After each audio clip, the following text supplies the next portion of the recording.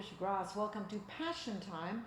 I'm here with an award-winning author, an old friend, Gloria Alkozer, and she wrote a book in 2009 called Feeding My Children. And at the time when I read it, things were different. Now we are in the year 2019, 10 years later, and I felt the need to share her thoughts about her writing again because of what is happening in America, and you can say around the world. So thank you so much for joining us. Thank you for having me. Feeding My Children has won many, many awards. It is not only sort of autobiographical, but it also has a lot of poetry, which, by the way, is in London. You can find it in London, right? In, the National Poetry Library. National Poetry Library. So this book was written by Gloria about her family. So I want to ask you, first of all, Feeding My Children, why this title? Because I know it's related to your mama. Yes, it is. I had asked her once, what was the most important thing that one can achieve in life, in any, aside from any accomplishment? And she said, the ability to feed your children. Wow. Well, let's talk about that, because Feeding My Children kind of delves back into your own history and the fact that you come from a mixed family, right? You're Native American, Tejana. Your mother was sort of European background, but throughout your life you dealt with the different races, the different religions, and you discovered something about that. And we spoke about it, and I thought we need to talk about this again. Okay, I did. I think one of the dilemmas that I've encountered within this country the most was every time I would run into someone that was not of my cultural background, they would always ask me first, where are you from? Right. And then I would have to go through this list of, I'm not from here and I'm not from there and whatever. And sometimes I'd have fun and I'd, give up some fictitious country. But it was hard for them to accept that I was American. Right. And it was annoying at the same time. So Which is you're more American than Americans because you're actually a Native American. I am Native, my father, and yes. But there was a dilemma there because I really didn't know how to identify, because when you're Tejano, it's very difficult to actually give someone a precise tribal nation because they want facts, they want details. Right. When I was growing up, you were just Tejano, that's all. My parents were from Texas, they were born in Texas. We go back, way back when. But I was the first to be born in Chicago. My mother wanted to stay in Chicago. My father was very unhappy about staying in Chicago. So I took up many of the ideologies and mannerisms and speech and whatever. But even in Chicago, which is at that time, it was very northern. And that's a totally different story, but it was very northern. And so I would have people, if I accidentally turned the wrong way in a car or in a store or walked in and they didn't like what they saw, they'd always tell me, go back to your country, which was kind of which is kind of weird. Country. This is my country. Which we're hearing that again, right? But going to Europe, it was okay to be a foreigner. Right. Because suddenly, for the first time in my life, I was American, which was crazy. Having people to come up to me and I would start to say, well, and they'd say, oh, you're American. And I'd say, finally, I was American, but in another country. It's amazing, isn't it? Now, let's talk about, because throughout your life, you've had these experiences, but you also started with very humble beginnings. And because you started with humble, and let's talk about that, how your parents were laborers and they were in agriculture and they had to travel, and they discovered, as you grew up with this, you discovered the different races, even whites. You ran into all kinds of people with different colors and hues and religions, and Absolutely. Because of your background, because of what you were going through, you kind of understood. Very much, very much. My parents were migrant farm workers, and what that means is that they would travel to different states according to harvest seasons, and they picked cotton, they picked vegetables. Everything that was available, they would pick. Yeah. And so my mother, what people don't realize, that usually when you say picking cotton, you relate that Right. to a black community. But that wasn't the case at all. You had Polish, you had Irish, you had Germans picking cotton. First newly arrived immigrants, yes. The first newly arrived immigrants. And my mother didn't know Thanksgiving was a hardship because at that time, growing up, I didn't know how to use a fork and knife. Right, And so we ate tamales, we ate with our hands. right. So going to college was an eye-opening Right, experience right. because The cultural shock, I'd never eaten shrimp. People Right. couldn't believe that I had Right. never eaten a mango. I had never Right. eaten. So when the Thanksgiving came about, a little bit prior to that, my mother learned through a German family how to make turkey Right. and stuffing. So So they that were was learning from other absolutely from countries, other other countries to be nationalities. American. Right. What's perceived to be American. Right. Let's talk about that because we always talk about racism, generally speaking, as whites against blacks or against Hispanics. But you saw some things that was also discriminatory against whites. You talked about the hillbilly heaven. Tell me about that. Right after the Vietnam War, there was an exodus of Vietnamese in the United States, and they were given grants, to start their own businesses. So they were given housing. So rightly so to a certain extent, Sure. if you look at that perspective. Refugees, yeah. Where there were refugees, and then you had an exodus of Native American Indians that came into Chicago as well, and they all moved into this one particular area, which was on the north side, which was called Uptown Right. at that time. And then you had the exodus of Appalachians. And these people were coming from the coal mining areas in the United States, and many of them from Mississippi, also from Virginia, whatever. And they But were white. mostly, and they were white, but they weren't given any of these resources. They weren't helped at all. And so there was a lot of animosity at that time. But because there were so many people from the South, it was called Hillbilly Heaven. Right, right. And they were not treated very nicely. No, not They at were all. discriminated against as well. Probably more so than minority groups. Right, and so these are things that you kind of walked in other people's shoes. And you told me about a situation where you were going out with a young boy who was white, one of these hillbilly, what we refer to as hillbilly, because of where he came from.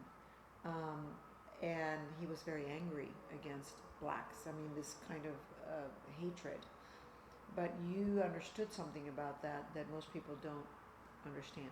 And not defending any type of Absolutely. by the way, not. I am not defending any type of racism, but I do feel that we need to understand all the intricacies that go along with this and knowing his history. His father was killed during a mining accident, coal mining accident, and they were living, I think at that time, it's in my book, but they were living at that time in Virginia. I think it's where the accident had happened.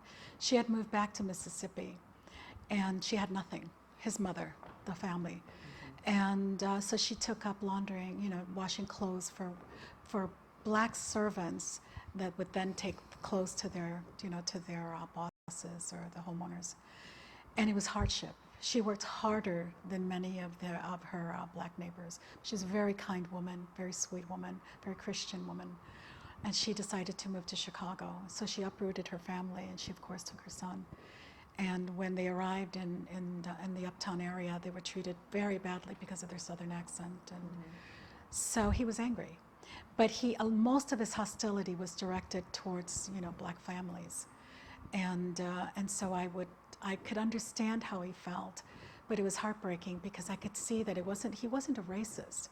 He was just angry, and I couldn't help but feel sorry for him, but more so his mother, because his mother had no anger at all, and it broke her heart to see her son act this way, and it made her fearful for him as well. In the book, you explain that he beat a black child just because he was black. Yeah. So I mean, I know what you're saying, that he wasn't a racist, but he was definitely being racist by just hating someone because of it was something that was waiting to happen. It's like a ticking bomb, and you knew that it eventually was going to happen. And we were at a restaurant, and suddenly he decided to take out his frustration, and I never thought that he was going to take become so violent. So what I did was that I shielded the boy, which of course I took some of the beating. But he ran away. I never saw him again.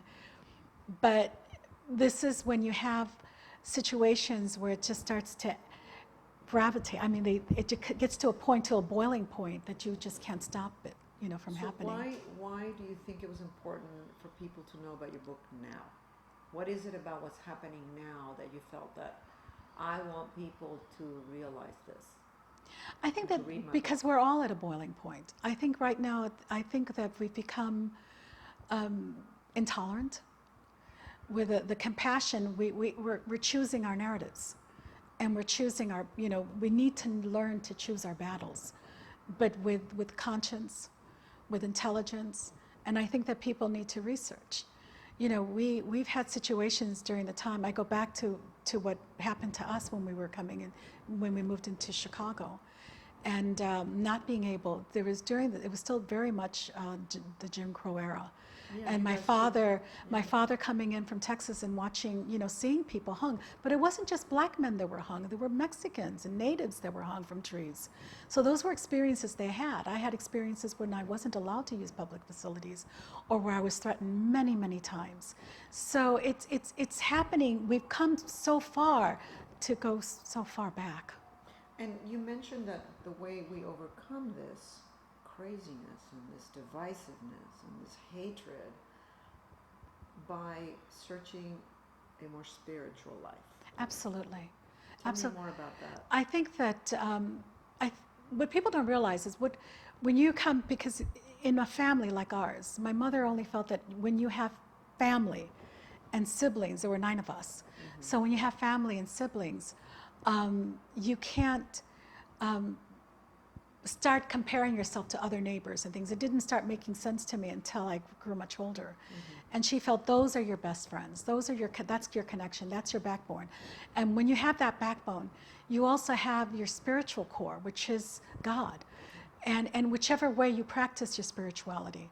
When you don't have that core, when you don't have anywhere to commit yourself to or believe in, that grounding, absolutely. There isn't. You don't have anything. You have very little to ground you. That kind of leads to my next. You spent a lot of time with the Navajo Indian when you were Indian, because you were trying to find out, number one, your own Native Americanness, and you also wanted to find out the quote unquote spirituality.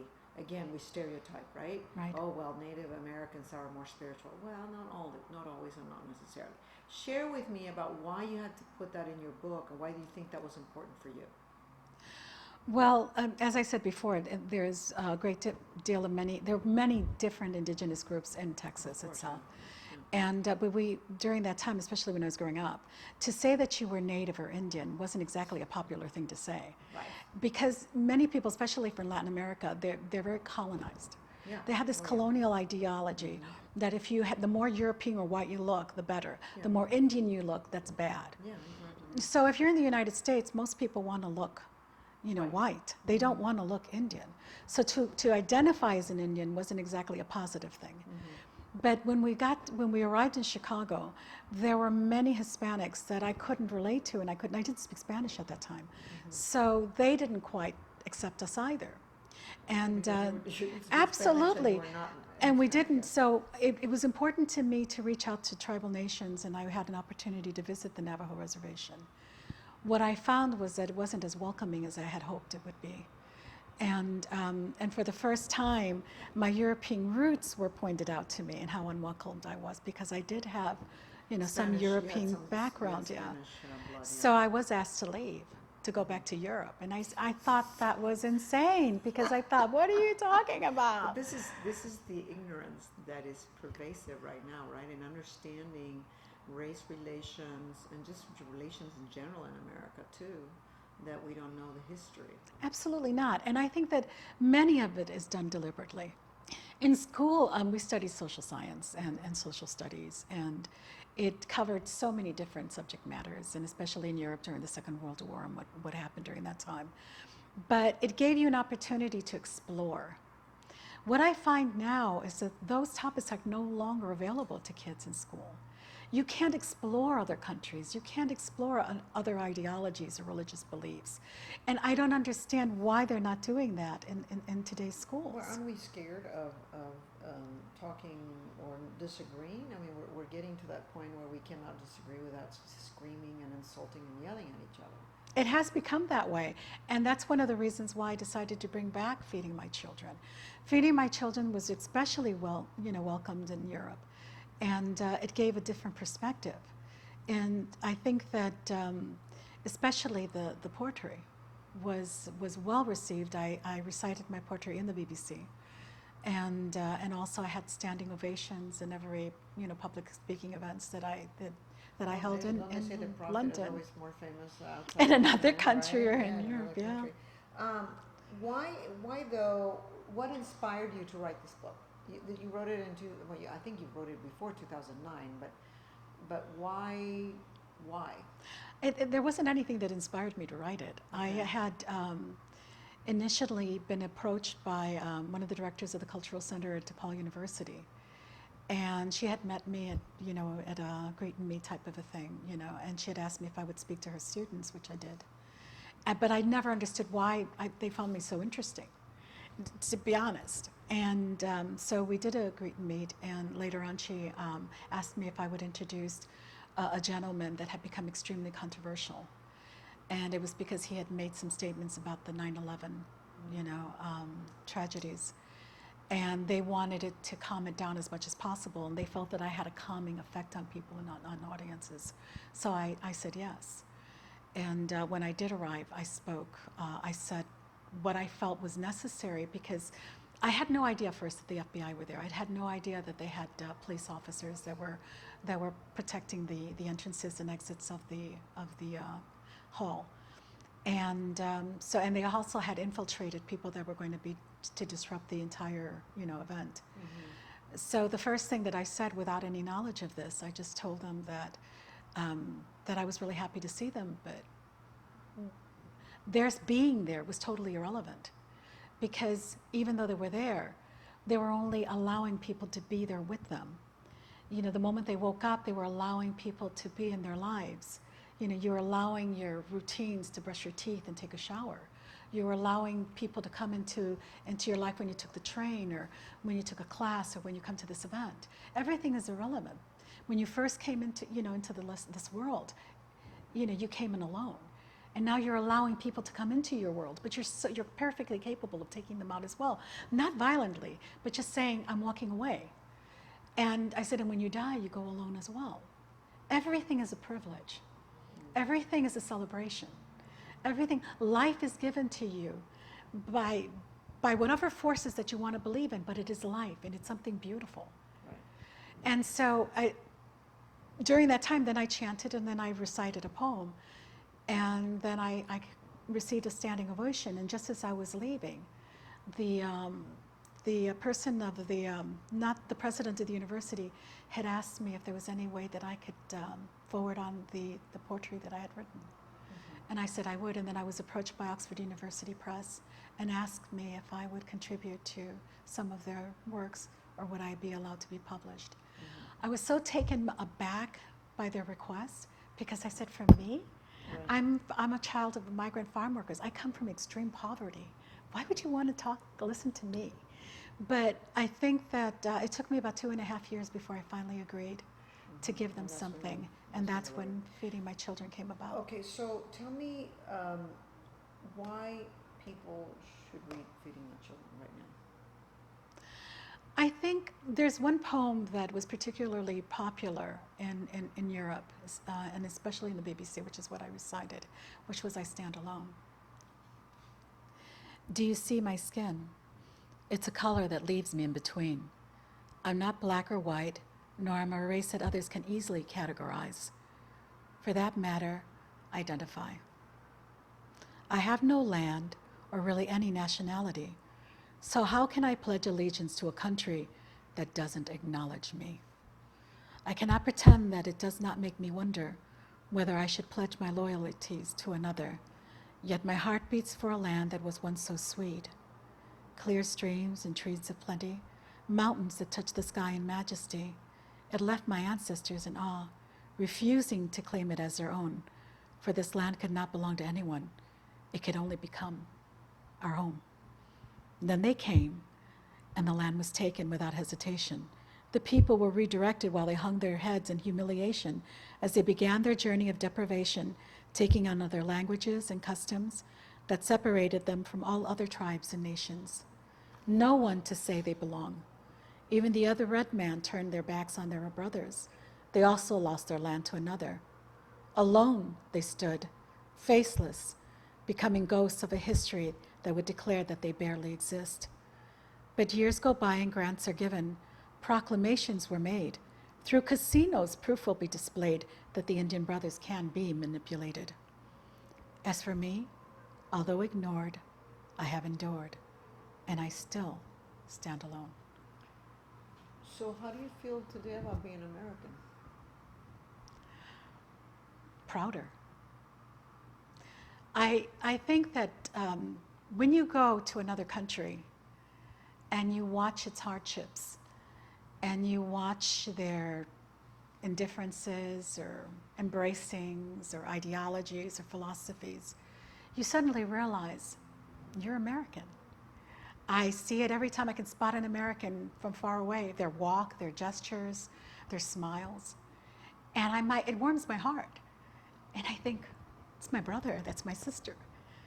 I'm proud to be American. But you're proud to be American, but you're also very critical of the history of America. So I think the definition, it's not about, wait a minute, I think people get that confused. I'm not talking about the Constitution of the United States, nor the politicians that are fighting at the White House or in Congress. I'm talking about being American, about the land, about the skies. I'm talking about embracing your spiritual beliefs.